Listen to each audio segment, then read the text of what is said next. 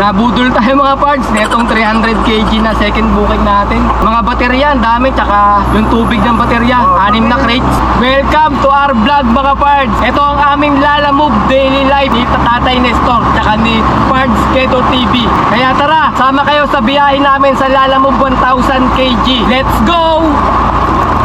Hop, laos na yan mga parts.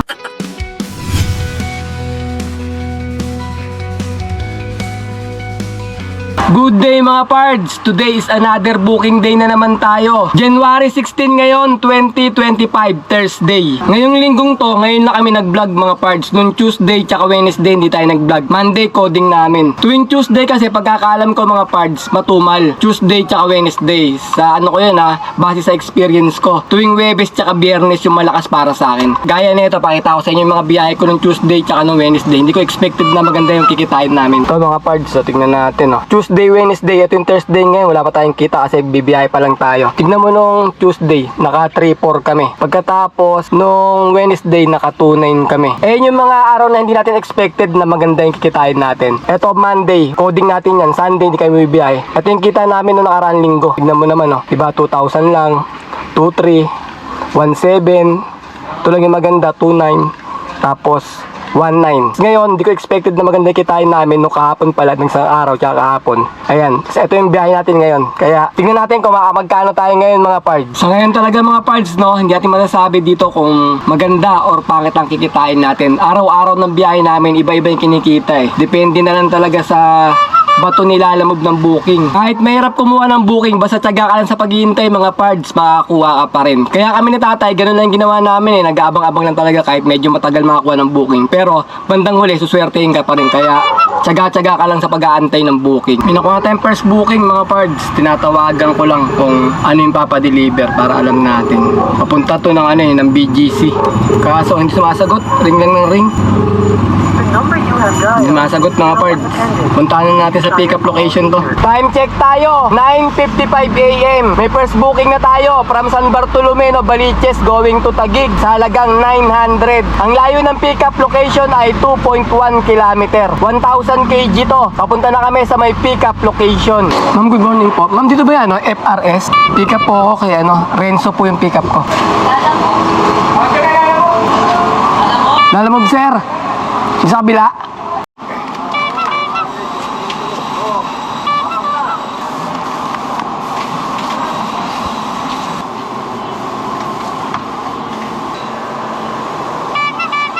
Time check, 10:44 AM. Nakakuha tayo ng kasabay mga pards, pan-double booking natin. From Bahay Toro going to Makati sa halagang 519. Ang layo ng pick up location ay 5.1 km. 300 kg lang to. Papunta na kami sa may pick up location. Habang papunta kami sa may pick up location ng second booking namin, magpapakilala muna kami sa inyo para sa mga bagong subscriber natin. Ako nga pala si Parts Keto TV 2.0. Kasama natin si Tatay Nestor. Siya yung CEO. Tapos pahinanti natin, siya yung may-ari ng sasakyan na dinadrive natin mga parts. Araw-araw kaming bumibiyahe dito mula Tuesday hanggang Saturday. Pag Sunday kasi pahinga namin, tapos Monday coding. Kaya every Tuesday to Saturday ang biyahe namin. Nagsisimula kami bumiyahe ng alas 9 ng umaga hanggang alas 9 ng gabi. Kung minsan maaga kami nakakauwi, kung minsan naman lagpas na ng 9 kami nakakauwi. Nagbablog kami ni tatay para magkaroon kayo ng mga idea na mga gusto rin maglalamove driver. Hindi kami nagtuturo mga parts kung paano kumita ng malaki rito. Kasi kami ni tatay, kung magkano lang kinikita namin, yun lang ang pinapakita namin sa inyo. Honest review lang kami mga pards. Kung naghahanap kayo ng tutorial kung paano kumita ng malaki dito, hindi para sa inyo tong video na to. Kasi kami ni tatay, for entertainment only lang mga pards. Or nagbibigay lang kami ng idea kung paano bumiyahe rito. Ganun lang namin, ang vlog namin ni tatay. Sana kung magustuhan nyo yung mga video namin ni tatay, papindot naman ang subscribe button mga pards para lagi kayo na-update sa mga bagong video na nilalabas namin. Welcome to our vlog mga pards. Ito ang aming Lalamove Daily Life ni Tatay Nestor tsaka ni Parts Keto TV. Kaya tara, sama kayo sa biyahe namin sa Lalamove 1000 kg. Let's go! Hop, laos na yan mga pards. Malupiton era na tayo ngayon. Ito yun Maraming salamat nga pala mga pards sa mga nagsusubscribe kasi lumalaki na yung channel natin. Sana sa paglaki ng channel natin, lumaki rin yung lumaki rin yung bulsa natin mga pards. Nakita rito kay Lalamove. Bali, 19 pieces po yun to. 19. Kasi may ano pa, may 6 na claims pa na solution. Ilan? 6 na claims. 6 na crate? Ang dami naman. Ganito ba? Yung crate? Yes. Claims talaga. 300 kg lang yan sir eh. 300 kg lang in-order nyo, parang dami. Hindi Hindi siguro abot ng 300 kilos. Hindi siguro abot ng 300 kilos. Hindi siguro abot ng 300 kilos. Kasi kotse lang po yung in-order nyo sir eh. Hindi kami nag-ganun. Sino ba nag-book nito? 300 kg kaya ang kinuha ko kasi alam ko konti lang eh. Kaya sinabayan ko nga eh. Kaso, ang dami pala. May 6 na crates pa. 6 na ganun. Pero ko lapad siguro. Anim. Yan. Sige, baba mo natin sir. Pagka-share na lang natin. Buti pala kami nakakuha 300. Kung yung 300 kg ko mo, ayaw yan sir. Tatanggihin niya kung Inano nila? 300 kg. 1,000 kg kasi kami. Ang in-order nila, 300 kg lang. Tutut ka lang to.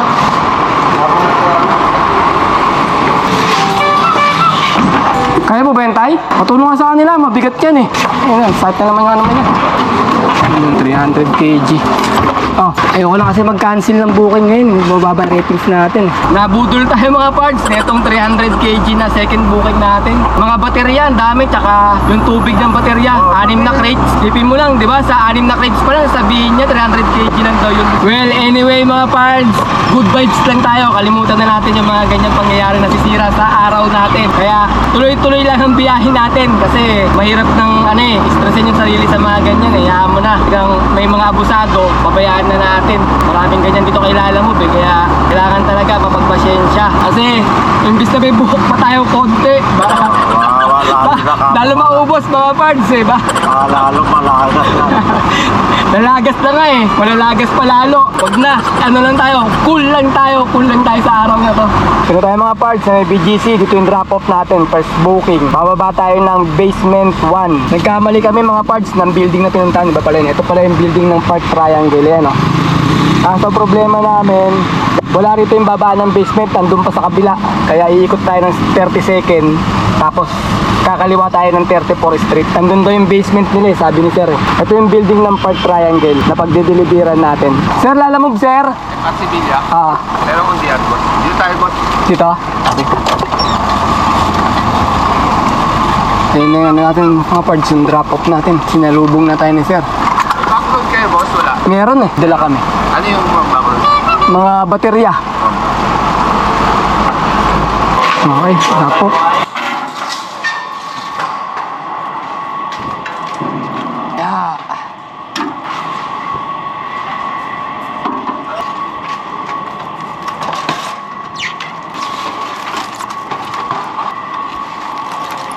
Okay na, boss. Bayad na to, no? Bayad na yan sir, binayaran na kami doon. Picturean ko lang sir Sige. Ayun, salamat sir Okay, papunta tayo sa may second booking drop-off natin. Ang layo ng drop-off location ay 5.8 km. Alright, let's go! Kung sa trabaho lang mga part, wala naman tayong reklamo dyan eh. Kasi kung sa trabaho lang ako, sanay na rin ako eh. Galing pa ako sa pagmamaneho ng PUJ mga parts. Jeepney driver din ako dati. Si tatay, meron siyang 3 jeep. Siya ang operator nun mga part. Doon ako dati nakikilabas sa jeep ni tatay. Pagka gumagarahe yung driver namin, yun, binibiyahe ko sa gabi yun. Masarap dati sa jeep kasi wala tayong boundary. Libre. Kaya malaki kinikita ako nun. Pero kayo, subukan nyo rin mag-jeep kasi maganda rin naman sa jeep eh. Dahil doon lang talaga yung ruta nyo, paikot-ikot, maghanap ka lang ng pasahero mo. Kaso, mula nung nagkaroon na ng mga parts, nung jeepney modernization, ayun na, doon na nagsimula mag-isip si tatay. Kasi nga naman, yung pinababayaran na sasakyan, yung iloloan mo ay 2.5 million.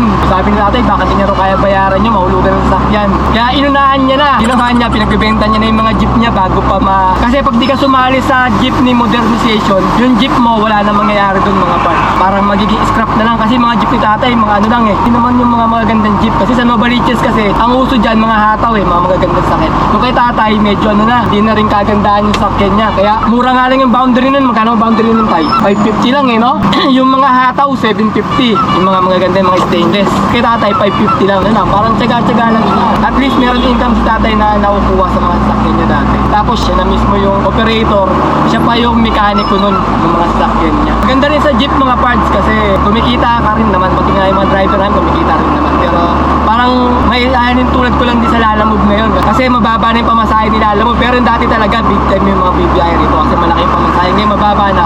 Parang mahalin tulad na lang natin sa pagbibiyahe ng jeep pagbibiyahe ng Lalamove driver.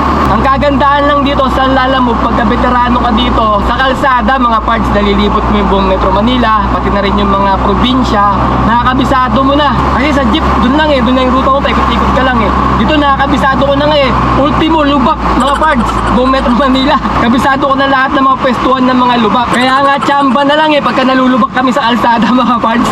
Kasi kahit nakapikit ako alam ko na kung saan nakapwesto yung mga lubak Ang nakakapanibago lang mga parts, pagka in-espalto yung lubak, nagugulat ako, nawala yung lubak dito na-espalto na. Ganon. Ayun lang ang kagandahan pagka driver ka nilala mo. Malilibot mo yung buong Metro Manila. Pagkatapos, kumuha rin kayo ng ganito mga parts, L300, mag-loan kayo para kasama na kayo sa mga sakasakit ng mga tok-tok. Kung gusto nyo ng problema, kumuha kayo ng sasakyan. Tapos yung tatay, sumasakit yung tok-tok. Pag nasisira yung sasakyan niya. Wala lang pabili ng pyesa. Dahil joke lang mga pards. Sarap pa rin talaga pagka ganito. May sasakyan ka tapos namamasyal-masyal ka lang. Kumikita ka ng pera. Huwag mong poproblemahin yung mga mga nakaka-stress gaya ng mga customer. Basta lagi kayo lang masaya. I-enjoy mo lang yung kalsada mga nakikita mo, napupuntahan mo. At least marami kang experience na natututunan dito. Drop off tayo mga pards. Saan yung kanya yan kay Sir Mark? Nasaan yung document niya? Doon. Bigay mo tayo. Madami to, Mark. Tubig ng battery pa. Mga baterya sir, tsaka tubig ng baterya. Sige, dito na lang po. Dito mo na po. Dito na sir. Hindi kaya na isang tao yan. Hindi kaya isang tao to Bigat to Tubig ng battery. No. Alam mo, magang 300 kg lang yan. 300 kg lang daw to, sabi nung ano doon 300 kg lang to? Oo. 300 kg yata ang ano. Kaya nga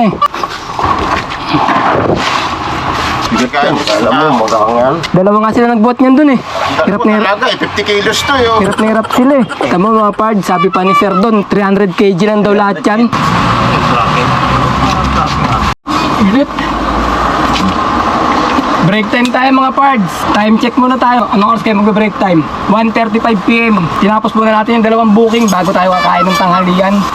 Baon ng kanin. Lagi kong sinasabi sa inyo. Bumili kami yung ulam. 120, 60. Doon sa lagi namin binibilan na ulam sa may bandang Domingo. Doon di kayo kang burli. Doon din kayo bumili. Gandahan kayo doon. Hindi ko alam anong street yun Ano yung corner Domingo yun From Makati mga parts, bababa kami ng Recto Avenue dyan sa may Binondo. Kakanan kami rito, Osmeña Highway na yun. Malapit naman tayo sa Recto Avenue. Kaya bababa tayo doon para doon tayo maghanap ng booking. Medyo mahirap maghanap ng booking dito sa may Makati. Papakit na mga binibigay ng mga booking. Dito tayo mga parts sa may Recto Avenue. Tignan yung mga booking dito, ang dami. Ayan Bahala na kayo mamili, dumiskarte kung paano kayo kikita dito. Dito talaga pinamagandang bumaba para makakuha ng magandang booking. Dito tayo mag-aabang sa may Tomas Mapua. Ayan, Lalamove. Nandun, Lalamove din, nag-aabang ng booking mga pards. Pero ang daming booking talaga dito pag napupunta ka ng Manila. Tingnan nyo mga pards. Diba? Unlimited booking dito. Kaya kayo nang-didiskarte talaga rito kung paano kayo kikita. Nasa diskarte nyo na lang. Kaya pagka malapit ako dito, bababa talaga ako dito para maghanap ng booking. Kaya kanina Makati, malapit lang. 6 na kilometro lang yung tinakbo namin papunta rito. Kaya naisipan na namin ni tatay na dito na lang bumaba. Kasi sa may Makati, ang hirap kumuha ng booking. Papakit na mga binibigay. Tapos ang lalayo pa ng mga pick up. Kaya bumaba kami rito mga pards. Update ko kayo pagka meron na kami nakuha na na pangilang booking na ba? Pangatlo pa lang. Pangatlong booking. Time check tayo, 2:46 PM. May nakuha na tayong pangatlong booking from Manila going to Mabalacat. Sa halagang 1,791. Ang layo ng pick-up location ay 1 kilometer. Papunta na kami sa may pick-up location, 1,000 kg to. Dito tayo mga pards sa pick-up natin, Transpower. Dito tayo sa may Binondo, Manila. Dito tayo mga pards sa may Torres, Binondo. Yung likod dyan yung yung mga bilihan ng mga gold. Dito sa may Chinatown. Masikip na lang yung kalsada dito. Mahirap mag-parking. Dito nga lang tayo pumarking. Saktong-sakto lang tayo dito sa parkingan. Dolo? Dulo na lang sir. Pagsabay pa kami kahit 300 kg.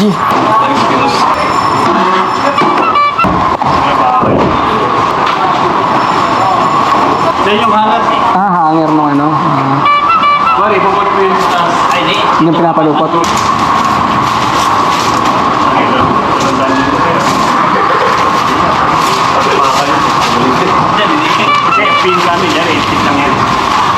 Time check, 3:33 PM. May nakuha tayo pansabay mga pards. From Manila going to Caloocan South sa halagang 396. Ang layo ng pickup location ay 1.9 km. 300 kg lang to. Papunta na kami sa may pickup location. Ang hirap kumuha ng kasabay mga pards yung papunta ng north. Kadalasan lumalabas papuntang south eh. Kaya kahit mababa lang yung kinuha natin, okay na rin to, pandagdag diesel din. Ayan mga pards, picture frame lang. I-pick up natin.